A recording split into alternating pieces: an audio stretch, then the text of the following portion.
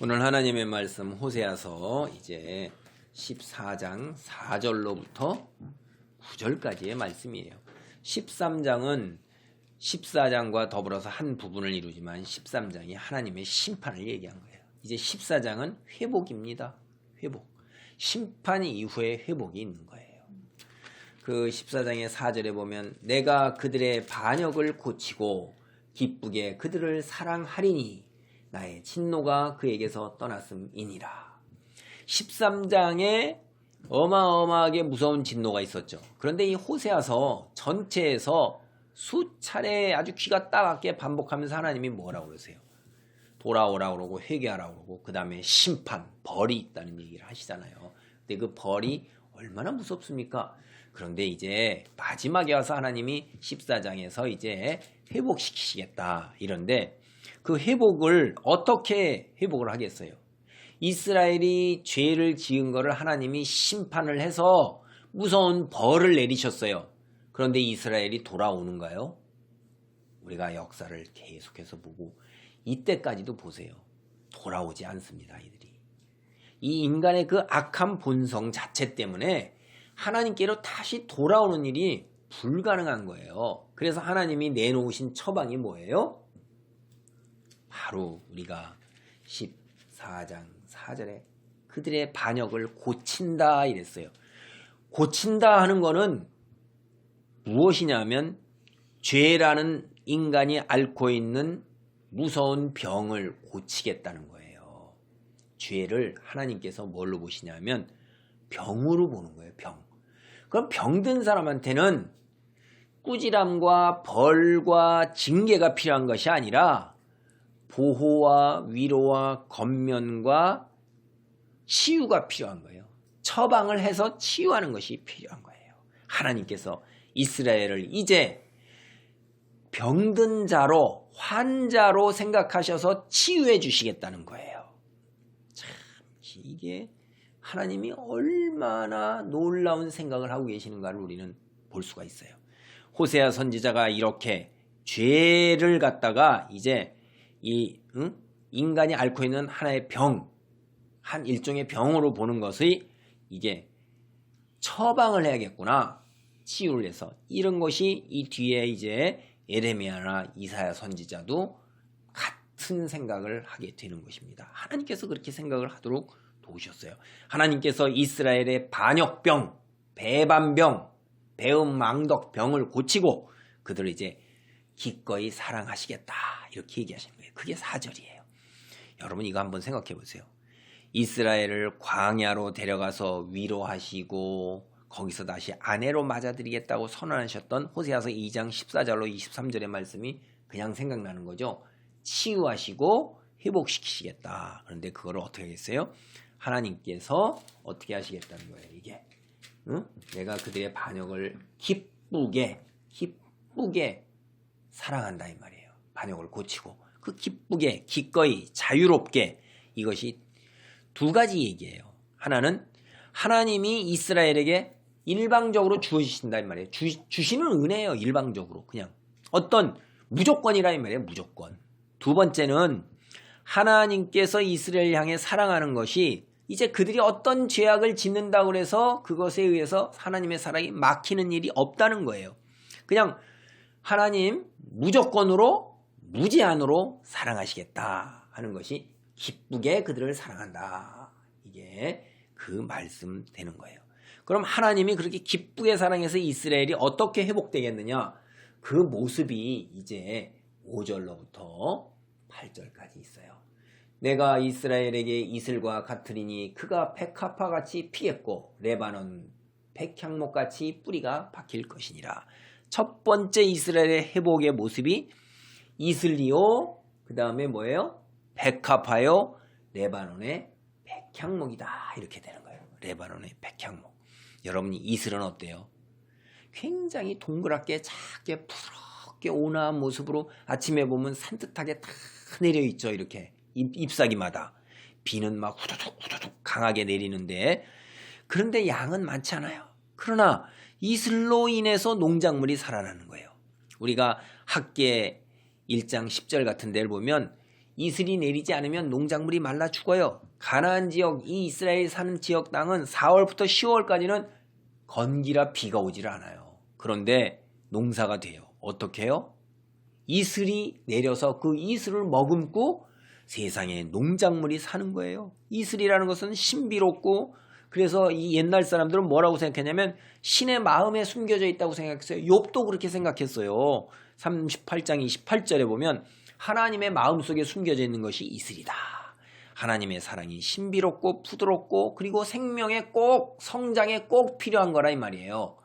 그래서 이슬이 그런 이미지를 보여주고, 우리가 또 창세기 27장 28절에 보면 이삭이 야곱에게 복을 빌 때 하나님께서 이슬을 주셔서 그가 많은 곡식과 그 다음에 포도주, 술 이런 거를 누리게 될 것이다 라고 축복을 하고 있어요.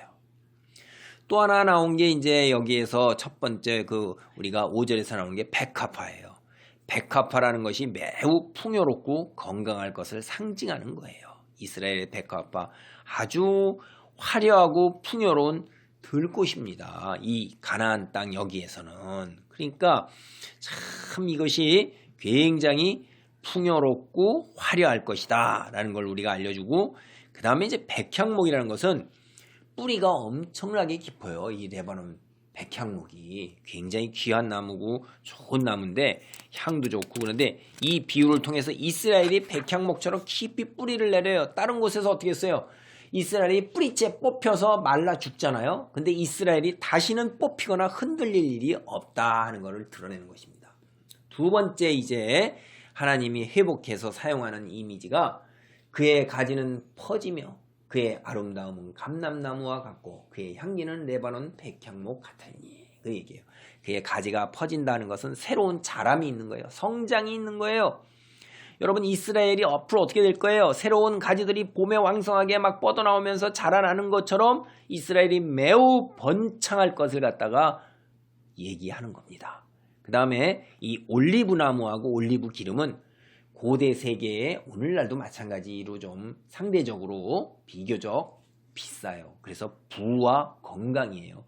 오늘날도 올리브 기름이 그렇게 싸지는 않죠? 근데 올리브 기름이나 올리브 열매는 뭐죠? 건강이잖아요. 굉장히 슈퍼푸드로 알려져 있어요. 옛날도 마찬가지예요. 그래서 참 이것이 건강과 부, 그 다음에 레바논의 백향목의 향기, 참 기가 막히게 좋습니다. 이스라엘에게 전에는 죽음의 냄새가 났어요. 썩어가는 냄새가 났는데 이제는 향긋하고 매력적인 냄새, 생명의 냄새가 나게 된다 이 말이에요. 세 번째 회복하는 이미지는 7절입니다. 그 그늘 아래에 거주하는 자가 돌아올지라 그들은 곡식같이 풍성할 것이며 포도나무같이 꽃이 필 것이며 그 향기는 레바논의 포도주같이 되리라. 이 그늘이 뭐냐 이 말이에요. 이스라엘이 하나님의 그늘 밑으로 이제 들어오는 것입니다. 이스라엘이 하나님 그늘 밑으로 들어와요. 그게 우리가 8절에서 보면 나는 푸른 잣나무 같이 이렇게 얘기죠. 그러니까 이 푸른 잣나무 밑으로, 이 그늘 밑으로 하나님의 보호 아래로 이스라엘이 다시 들어오는 거예요.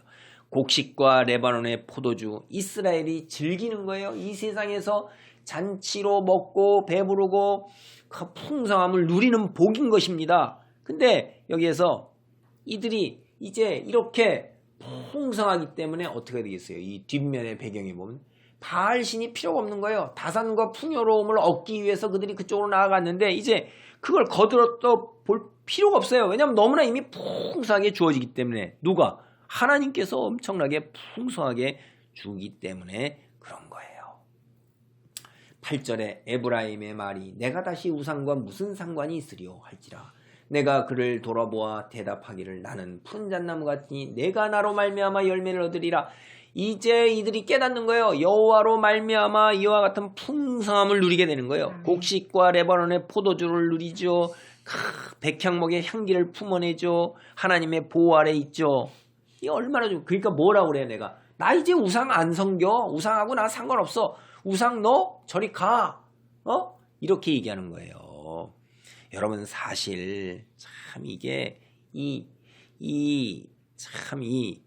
레바논 있잖아요. 이쪽이 뭐냐면 우리가 성경을 보면 열왕기 상 보면 5장 1절에서 11절에 보면 이 두로의 히람이라는 왕이 이 아름드리 나무 백향목 이걸 솔로몬에게 공급해 줬어요.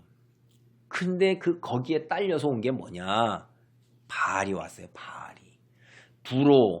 두로의 히람 왕, 그 다음에 왕이자 제사장 역할을 했던 에드바알이라의 딸 이세벨이 아합 왕에게 시집 오면서 바알의 제사장들을 왕창 데리고 와서 신전을 세워놓고 열왕기상 16장 31절로 33절을 보면 그 다음에 섬기기 시작하는 거예요.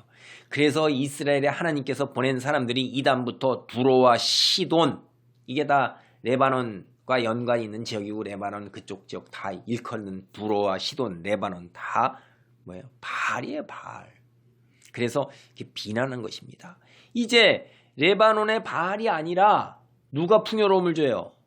여호와예요. 이스라엘에게 풍요로움을 주시고, 심지어는 이제 바알을 섬겼던 두로와 히람과 두로와 그 다음에 여기 그 레바논 같은 곳, 시돈 같은 곳조차도 하나님께서 풍요로움으로 축복을 하실 거라는 말이에요. 그래서 거기도 하나님께서 모든 풍요로움, 다산과 풍요로움이 하나님의 손에 있다는 것을 깨달아서 에브라임이 이스라엘이 나 너하고 상관없어 하는 말을 하게 된다 이 말입니다. 그래서 이제 오늘 마지막 구절입니다. 이제 하나님 앞에서 모든 풍요로움을 경험했어요. 이제 더 이상 만족하기 때문에 더 이상 뭐 바라고 원하는 것들이 없는 그 이스라엘이 뭐라고 고백을 해요? 하나님, 나는 이제 우상 섬기지 않습니다. 난 거기 끊었어요. 그하고는 아무 상관없어요. 하나님만 믿고 인정하고 하나님만 따르겠습니다. 라고 하는 거예요. 그래서 하나님께서 이제 내가 너를 지켜주마, 내가 너를 지킨다 할 때 이 본문의 말은 그런 말이 있습니다. 8절에 내가 지킬 것이다 하는 말이 있는데, 나로 말미암아 열매를 얻으리라, 나로 말미암아 얻으리라 하는 말이, 이게 발음을 하게 되면 원문으로 보면 이게 다 아시리아라는 거예요. 아시리아가 앞에서도 우리가 봤었죠. 이방 우상나라 인간을 의지하는데 그렇게 안 한다 이 말이에요. 이제 그래서 이런 이야기를 언어 유희를 하고 있고, 9절에 이제 선지자가 마지막 권면을 하면서 묻습니다. 누가 지혜가 있어 이런 일을 깨달으며 누가 총명이 있어 이런 일을 알겠느냐. 여기 우리 성경은 이렇게 의문문으로 이렇게 해놨잖아요. 근데 대부분의 영어 성경 같은 것들은, 많은 영어 성경들이 이거를 그냥 서술하는 문장으로 서술을 하고 있어요. 그러면 이게 지혜가 있어 이런 일을 깨닫고 총명이 있어 이런 일을 알라 하고 그렇게 권면하는 말이 되는 것입니다. 너희는 지혜를 가지고 앞에 지금 이야기한 일을, 회복의 일을 알고 총명을 가지고 이런 일을 알라. 여호와의 도는 정직하니 의인은 그 길로 다니거니와. 그러나 죄인은 그 길에 걸려 넘어지리라. 하나님의 말씀에 걸려서 죄인은 넘어지느나 의인은 하나님의 말씀으로 살고 하나님의 길로 다닌다 해서 하나님의 말씀, 여호와의 도, 이거 아는 게 중요한 거예요. 지식을 아는 것이 중요한 거예요. 물론 지식을 아무리 제대로 안다 하더라도 각자 마음에 받아들이는 건 각 개인의 결정이에요. 의지예요. 선택이에요. 진실로 선지자의 말씀을 하나님의 말씀으로 받아들이고 이해하고 순종하는 것, 그것은 각 개인의 결정이에요. 그때 하나님의 도우심이 있는 것입니다. 먼저 개인이 결정하고 순종하고자 할 때 하나님의 손길이 함께 하는 거예요. 그럴 때 놀라운 이런 축복의 자리에 있게 되는 것입니다. 먼저는 뭐예요? 하나님 말씀을 바르게 알아야 되는 거예요. 성경을 많이 읽는 가운데, 기도를 많이 하는 가운데 하나님을 객관적으로 그리고 주관적으로 쉽게 알아서 이런 축복의 자리에 있기를 바랍니다. 감사합니다.